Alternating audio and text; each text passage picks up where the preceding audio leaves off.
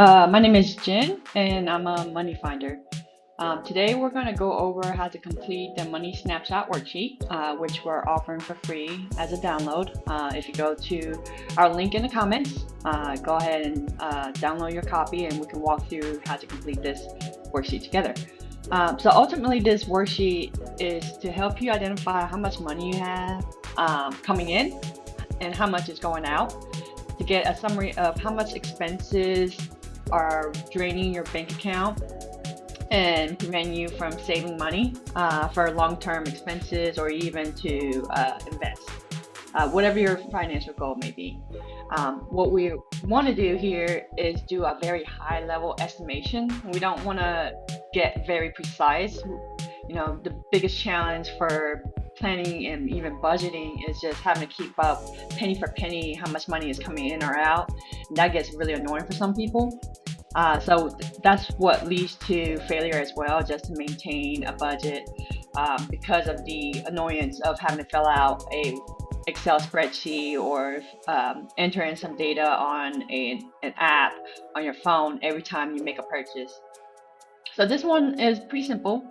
What we want to do here is just identify all of the money that comes in for your check from work to start, and then think about other avenues of income you may have, such as child support, any side gigs, or even like monthly support from your family or friends. Or you might be selling items on like the marketplace or Etsy. So just think about everything that comes in on a monthly basis. You want to think about only counting income that you count on every month coming in, not one-time income. In this worksheet, just to give you some tips, the fields that you can edit are going to be the blue ones. The instructions are available here as well at the top. But entering your amounts in the blue column, you can also edit notes here just for your own reminders, moving down this column in C. And then when we get to what bills you have to pay, you can enter your due dates here, so you can just kind of keep track of what money is going out. Sometimes I may have some notes here, like here for essential expenses. We'll go over what's considered essential and what's not later. And then at the bottom, what we do is identify, calculate all the money that's coming in, all the money that's going out, and then identify what's left over. Based on your leftover amount, we go over what that means for you, and then we can discuss what your next best steps are in the next video. All right, so let's go through this exercise. If you haven't already, go ahead and download your free copy, and we can start this exercise together. All right, so let's start with what money is coming in, just to get an understanding of how much income you're bringing in. And I know most financial advisors kind of look at your income at the gross level, which is everything, all the money you should be paid before taxes and benefits are taken out. However, we all know you live paycheck to paycheck with net income. Net income being your salary minus your taxes, minus your benefits, minus any other obligations you have for that company. So think about your paycheck, and when we say monthly, if you get paid every 2 weeks, multiply that check. This isn't very accurate, but we don't need perfection here. Just double it if you get paid every 2 weeks, and round up whatever is easier for you. I like zeros at the end, or the number 5 at the end, so I'm going to round up or down, totally up to you. If you get paid every week, multiply that amount times 4. If you get paid every month, that should be just your monthly amount here. So based on your monthly amount, how much do you make from your work? I'll put here 4,000. Again, I like the zeros at the end, and all this is just estimation. We don't have to be exact here. Do you have any side income you continuously receive checks from or payments from on a monthly basis? So I do have a side gig. I do user testing, which essentially is where I provide feedback to companies on how their website works, how their mobile app works, some of the messaging they may want to place on their emails or websites, give some opinions around what I think about AI or what I think about insurance. So anybody can join user testing. There might have some stipulations, but if you're interested in that and that interests you, feel free to leave a comment and I'll share some example sites you can sign up for. So on a monthly basis, this is also flexible. Like my side gig is, I get paid based on how many jobs I take for that company. And on average, it's about $10 for a full test, which takes about, I want to say about 15 minutes of my time. But they also offer shorter sessions, just to complete surveys, for example. And those are usually $1. And it takes about 5 minutes of my time. So, I mean, $1 for 5 minutes, maybe 7, no more than 10 minutes. I think it's a good value. It's an easy dollar. So if I calculate how much I make on a monthly basis, and that's during my free time, I would say consistently I can make like $20. I don't do it a lot. That's why I just say 20. Some months I will make more. I think this month is like $54. I could see how much I have here. Let's see what's pending. So I'm pending $34. You can see it right there, $34. So that's just for this month. So you can see in the worksheet I put 20. Some months are good, some months are bad. And that's okay. You just want to be conservative, something that you can count on every month, and I can always count on at least $20. Any government benefits. So this includes SNAP benefits. If you get food stamps, count that because that's income you can use to buy food and groceries. If you have child support, include that. Any disability or social security income, make sure to include that. So I would include my disability here. Support from family or friends, or any other individual that you receive on a monthly basis. This might be from a charity organization, or maybe you have a relative that gives you a stipend every month, like $100 every month. If you don't have any, don't leave it blank. And any other income you count on a monthly basis. So I also use apps to scan my receipts, so I can make some money off of my receipts, sharing my data with marketers.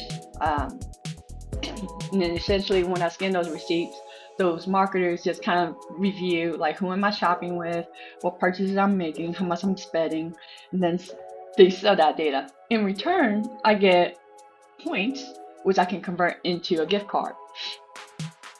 So if I average how much I can get in points to convert into gift cards on a monthly basis, here is probably, I don't go out and spend a lot or eat out a whole lot either. So I was in those points. There is not a whole ton of money, just to clear it, but any free money that doesn't require any effort on my part is good money for me. So I would say probably like $2 here on a monthly basis. By the end of the year, I usually save my points until the end of the year. The end of the year, I can get like, I would say $100 gift card for Amazon. So on a monthly basis, oh, it's 20. I didn't do that math right. Or is it 20? Let's do the math. 100 divided by 12 is roughly somewhere, if I round it around $10, right? So let's just say $5. I like fives and zeros. Alright, so I don't have anything else coming in, so let's just say that's my monthly income. That's take-home pay. So $5,025 every month. I can count on that coming in and having to spend. So that didn't take long. A couple minutes, do rough estimation, be conservative. If you don't have confidence that you'll get it every month, then leave it out. it's free money for you to worry about on how you're going to spend it later versus overestimating your income and having to worry about how are you going to pay for something. All right, so now let's spend roughly about 5 minutes on figure out any recurring bills. So these are bills you have to pay every month without a doubt, an obligation you have. So there's rent and mortgage for most of us. So put in your rent or mortgage amount that you have to pay every month. So again, if you want to stick with the estimation, perfectly fine. Just be conservative. Use the smaller number. Car payment. If you have a car payment, put your car payment in here. Fortunately for me, I don't have a car payment, so I'll skip that. If you have insurance, tally up how much you pay in insurance. I know I call out health insurance here, but this only applies if you're paying for your health insurance outside of work. Most people may already pay for insurance through their work or get health insurance with work, and that premium or the amount you owe is already taken out of your paycheck. So if that's your scenario, then don't add your health insurance here. However, if you are someone that's self-employed or you buy insurance on the marketplace or you pay insurance out of pocket, this is where you want to add that up. So I'll put in my health insurance, or sorry, not my health insurance because I get that through work. My homeowner's insurance and my car insurance.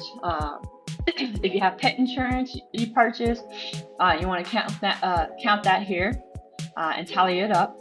So my insurance here, put that together. Oh wait, I'm sorry, I made my own mistake. Forgot my own renter's insurance. If you add your renter's insurance or homeowner's insurance, put that monthly amount there. How much do you pay for your phone? If by chance you still have a landline, make sure you tally that up. If you have multiple lines, make sure you tally that up. So for me, I pay $40 a month. And internet, if you just have home internet, that should be simple math there. Just enter in how much you pay a month. But if you have internet for both home and your hotspots you pay, add that, and that hotspot is different from your phone bill. So make sure you include that here. Internet, unfortunately, happens to be an expensive bill. Think about all the things you subscribe to. It says streaming services and subscriptions, so don't narrow it down to just like video subscriptions like Netflix, YouTube, Amazon Prime, Disney, Hulu. Think about all your subscriptions. This includes HelloFresh if you subscribe to Meals at Home, any shopping subscriptions, like Walmart Plus has their subscription plan. What else are there? Like Uber Plus if you're enrolled in that. Just anything you pay every month. So for me, I'll put here about $20. Oh, sorry. I do have Prime too. See, this is not perfect exercise. Sometimes you might forget. So this is a workable exercise where you kind of think you have something done, and then it may come back to your memory later on that, oh snap, I have this other bill. Let me go back to my worksheet and update it. And everything gets tallied up for you. So don't feel pressure to get it right this first time around. This initial exercise, just again, overview, lay of the land of your financial health. And then as things pop into your memory or as things increase in expenses, you can come in here and edit it and then figure out where you are positioned and take action from there. So next one is your minimum payments owed for credit cards and loans. So loans can be anything like personal loans if you consolidated some credit cards into a personal loan. It could also include your student loans that most of us have. Other loans can include your buy now, pay later, like Affirm and Klarna. So just add all that up, how much is due. So for me, it's like $35 per card, so I don't like doing that heavy math, it's easier to count by 4, so I'll do 40 per card, so 120. And any other bills that you have to pay every month that you can think of. These are just bills, not expenses where you're going out to eat, enjoy gas or anything like that. These are just, you have to pay the bill so you can feel comfortable at home. So other bills may include like electricity, for example, and water. So for other bills here, for me, it's electricity and water that wasn't included, and trash. So on a monthly basis, that's pretty heavy for me. So I'll put $325 here, and then enter in anything else you can think of. You notice I didn't put my due dates here. Totally up to you if you want to do it. Totally, and if you don't have to. In my case, I'm just gonna skip it because all I'm doing is trying to figure out the lay of the land. All right, so don't psych yourself out here. Don't scroll up to see what your income amount was and then figure out your math on your current bills. Just go through the exercise, and then we'll come back around. All right, so move on to step 3. These are your essential expenses, things that will make your life, the quality of life, better. So these will include like your groceries, your gas, if you take public transportation, your transportation costs, any recurring monthly household goods like cleaning supplies, toiletries like toilet tissue, paper towels, dish scrubs. Just make your best guess here. And then make sure you consider the monthly amount. So if you go grocery shopping every week, think about how much you spend on average every week. Take that smaller number. Again, we want to be conservative here. So if I say like $100 every week, it'll be $400 for the month. Gas, it's like $40 every week I have to fill up. So for the month, it'll be $160. Household goods, again, throw in a number that makes sense to you that you think you spend every month. You don't have to go through your receipts and calculate everything. Don't think too hard. So I'm gonna say about $250 here for the household goods. And that's being aggressive. That's a high number. But like I said, we're just making guesses here. We're not trying to shoot for exact numbers. Because then you're going to pivot to keeping up with the daily expense worksheet where you're logging every single time you're making a purchase, and that doesn't work for everybody. All right, so we've got total commitments identified. Here, when we say commitments, we're talking about all your bills that you have to pay every month. So that was the first exercise. Plus all your daily needs, like you need food, you need gas, transportation, you need some cleaning supplies, you need some cleaning supplies, some toiletries, any routine makes your life better, the quality of your life better, expenses there. So your total expense is $3,155. So now we are getting a summary about our financial health. So here's what's coming in. Coming in is $5,025. Again, this is the amount, all the money I can expect every month that I can spend money on. So this is after taxes, after benefits, after insurance, with work. Then commitments are everything that's going out. This is my monthly bills I have to pay, along with any quality of life items. Now, when I say quality of life items, if you go under step 3, essential expenses, do not include like going out expenses, having fun expenses, travel expenses, none of that. What we want to do is just identify how much you need to spend to make your home environment acceptable, be able to go to work so you can continue to receive your income, and have the nutrition you need to have a well-being, to really secure your well-being. After we figure that out, then we can talk about how much money you have left over to go on vacations, to spend on going out and having fun, like your fun money. So just keep that in mind.